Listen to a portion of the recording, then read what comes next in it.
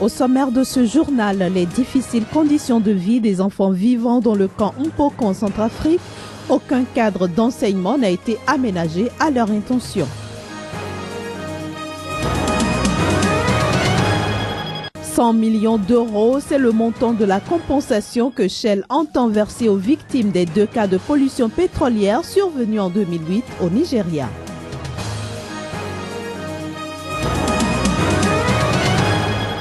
Enfin, la France en état de choc suite à l'attaque de l'hebdomadaire Charlie Hebdo qui a fait 12 morts.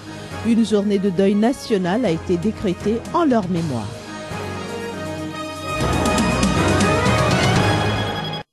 Avant d'en arriver à cette fusillade qui fait la une des journaux de par le monde, prenons d'abord les nouvelles de l'Afrique. Bonjour et bienvenue à toutes et à tous. Une dizaine de personnes, dont plusieurs gendarmes et des civils, ont été blessés mercredi à Conakry dans des heurts entre des opposants et les forces de l'ordre. C'est à la suite meeting de l'opposition guinéenne. Le porte-parole du gouvernement parle plutôt de 4 gendarmes et un civil blessés. Ces derniers auraient été touchés par des balles. Des biens, dont des maisons et des véhicules, ont également été saccagés lors de ces manifestations. Direction la Centrafrique pour faire une escale au camp Mpoko planté le long des pistes de l'aéroport de Bangui.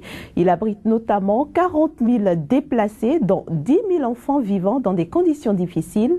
Aucun espace n'a été construit pour encadrer et dispenser l'enseignement aux adolescents en âge d'être scolarisés.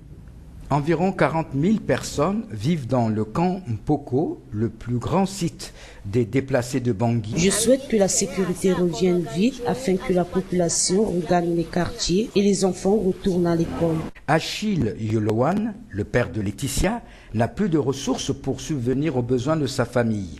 J'ai 6 enfants. La fréquentation scolaire est irrégulière. Il faut trouver chaque jour 200 à 300 francs pour faire vivre la famille.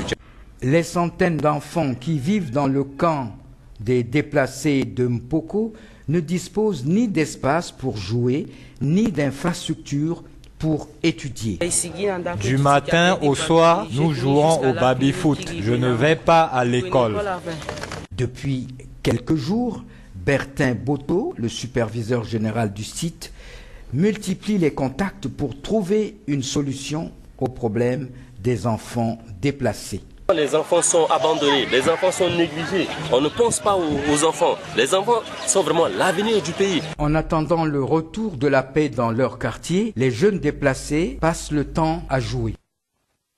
En 2008, près d'1,5 million de barils de pétrole se sont répandus à Bodo depuis une canalisation de Shell.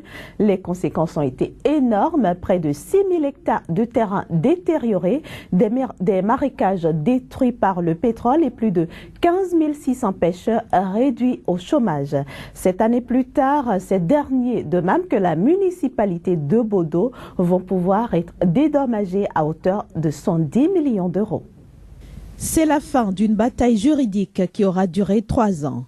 La filiale nigériane du groupe pétrolier royal de Shell choisit d'éviter le procès qui devrait démarrer en mai 2015 devant la Haute Cour de Londres et accepte de verser 70 millions d'euros en compensation des 2 cas de pollution pétrolière survenus en 2008 au Nigeria. Un règlement à l'amiable accepté des 2 parties. Tout de suite après la fuite, Shell a offert le montant ridicule de 4 000 livres pour l'ensemble de la communauté. Quand on est arrivé, ils ont augmenté ce montant à 1 million, puis en septembre à 18 millions. Toutes les communautés pensaient que c'était n'importe quoi. Mais enfin, le mois dernier, en décembre, Shell a proposé un montant plus juste de 55 millions de livres en tout. L'équivalent donc de 70 millions d'euros qui permettront d'indemniser la municipalité de Bodo à hauteur de 25 millions d'euros. Chacun des 15 600 pêcheurs victimes du drame percevra pour sa part environ 3 000 euros, soit l'équivalent de 3 années de salaire minimum au Nigeria. Normalement, au Nigeria, ce sont les chefs qui négocient ces cas pour le reste de la communauté. Quand l'accord est conclu, l'argent va au chef. Utiliser le système légal britannique a été une bonne manière de s'assurer que les personnes affectées recevaient effectivement l'argent. Indépendamment de l'accord annoncé, Shell s'est engagé à nettoyer la zone polluée par les fuites de 2008. Ce nettoyage devrait démarrer d'ici le mois de mars. Journée de deuil national en France ce jeudi suite à l'attaque meurtrière de Charlie Hebdo. Des hommes armés ont fait au moins 12 morts en attaquant hier mercredi à Paris cet hebdomadaire satirique. Une attaque sans précédent contre un journal en France est dénoncée comme un attentat terroriste par le président François Hollande. Il s'agit de l'attentat le plus meurtrier commis en France depuis au moins 40 ans. Toutes les forces disponibles ont été aussitôt mobilisées et des renforts civils et militaires déployés pour identifier, traquer et interpeller les auteurs de cette attaque. Ils seraient au nombre de 3. L'un d'entre eux s'est rendu à la police. Les 2 autres sont toujours recherchés. Il s'agirait de 2 frères, Saïd et Chérif Kouachi, respectivement âgés de 34 et 32 ans. Ce sont eux donc qui auraient ouvert le feu, tuant 12 personnes. Retour sur les faits dans cet élément. Au moins 12 personnes ont été tuées, dont plusieurs membres de la rédaction au siège de Charlie Hebdo par des hommes lourdement armés. Une attaque qui a suscité un flot de réactions choquées dans le monde politique. La fusillade sanglante s'est produite dans le 11e arrondissement de Paris, en plein cœur de la capitale. Des hommes encagoulés ont fait usage d'armes automatiques au sein du siège du journal satirique, faisant au moins 12 morts, dont les dessinateurs Kabou et Charb. 4 autres personnes sont entre la vie et la mort, tandis qu'une vingtaine d'autres ont été blessées. Les agresseurs ont pris la fuite en changeant de voiture. Le chef de l'État François Hollande a tenu une réunion de crise avec Manuel Valls et le reste du gouvernement. Il a immédiatement été décidé de relever le plan antiterroriste Vigipirate au niveau alerte attentat le plus élevé possible pour l'ensemble de la région parisienne. L'attentat a été unanimement condamné par François Hollande et toute la classe politique française, mais aussi Obama, Poutine, Merkel, John Kerry, Sarkozy ou encore le recteur de la mosquée de Paris. Une chasse à l'homme a démarré dans la capitale pour arrêter les 3 terroristes en fuite. Un numéro vert a été mis à disposition. Ce drame a entraîné consternation et réaction de par le monde. Charlie Hebdo est un journal hebdomadaire satirique français. Largement illustré, il est fait de multiples chroniques et pratique de temps en temps le journalisme d'investigation en publiant des reportages à l'étranger ou sur des domaines comme les sectes, l'extrême droite, le catholicisme, l'islamisme, le judaïsme, la politique, la culture et j'en passe. Selon Charb, directeur de la publication, la rédaction du magazine reflète toutes les composantes de la gauche plurielle et même des abstentionnistes. Précisons qu'après ce drame qui a endeuillé toute la France, les organes de presse, les grands magasins, les lieux de culte et les transports sont placés en protection renforcée. Plusieurs perquisitions ont été menées dans la région de Reims toute la nuit durant dans un appartement où les 2 suspects présumés auraient résidé. Il s'agit, je vous le rappelle, de 2 frères, Saïd et Chérif Kouachi, activement donc recherchés par la police française. Et puis avec cette attaque de Charlie Hebdo, c'est la presse qui est en deuil. Des États-Unis en Allemagne, en passant par Israël, les leaders de la communauté internationale ont dénoncé l'acte et ont exprimé leur compassion et leur solidarité au peuple français.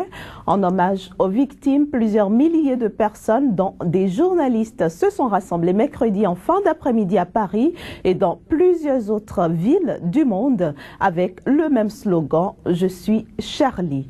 D'autres manifestations sont prévues ce jeudi. Les partis politiques français se sont, eux, donné rendez-vous samedi prochain pour dénoncer également cette attaque meurtrière. Quelques journalistes nous livrent ici leurs impressions. C'est-à-dire que si on ne peut même plus, à ce jour, dans notre beau pays qu'est la France, parce que je suis française, ne plus pouvoir communiquer sur ses idées, mais où va-t-on? C'est du fascisme en fait. Là, c'est clairement pas le début de la fin, j'espère pas. J'essaie quand même d'être optimiste. Mais juste plus jamais.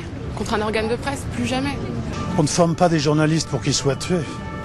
On ne les forme pas pour qu'ils servent de boucherie à canon pour des gens qui n'ont rien à faire de la liberté. Donc voilà, il faut venir au moins le dire et au moins le manifester. Et ben c'est justement dire tout ce qu'on a envie de dire, que ce soit au niveau politique, au niveau sexe, au niveau... voilà, on a envie de dire. Après, on n'achète pas, on partage pas. Mais on a le droit de dire ce qu'on veut en France. On doit encore avoir le droit de pouvoir dire ce qu'on veut et il y en a qui en ont payé le prix. Loin des attentats, les Coptes orthodoxes d'Égypte ont fêté Noël hier mercredi conformément au calendrier julien. Le président Abdel Fattah al-Sisi a fait une visite impromptue à la cathédrale copte Saint-Marc au Caire en pleine messe de Noël. Il s'agit d'un acte sans précédent de la part d'un président égyptien, un acte qui n'est pas du goût des islamistes. Voici les images.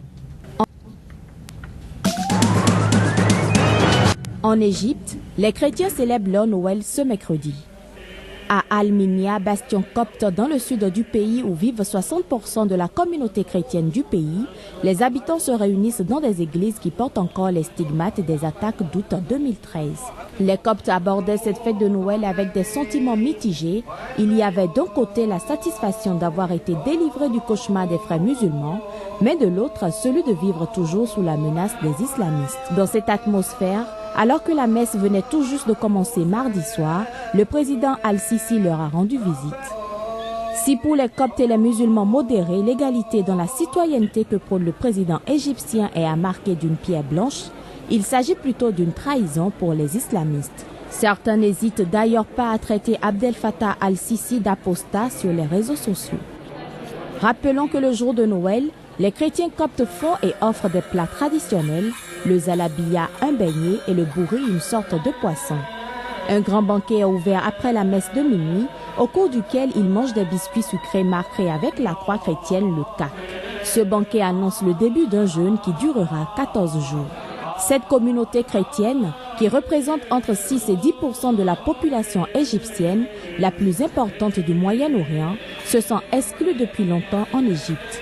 Dans la vie quotidienne, les Coptes, même s'ils sont présents dans toutes les couches sociales, pensent être tenus à l'écart de nombreux postes dans la justice, les universités ou encore la police. Une note de gaieté pour refermer cette édition. Jacques, le petit prince héréditaire de la principauté de Monaco, et sa grande sœur Gabriella, numéro 2 dans l'ordre de succession, ont fait hier leur première apparition publique. Ils ont été présentés au monde entier par leurs parents Charlène et Albert de Monaco, ceci depuis une fenêtre du palais princier. Les deux bébés nés par césarienne le 10 décembre dernier ont été acclamés par des milliers de personnes. Voilà, mesdames, messieurs, c'est sur ces images que nous mettons un terme à ce journal. Merci à vous.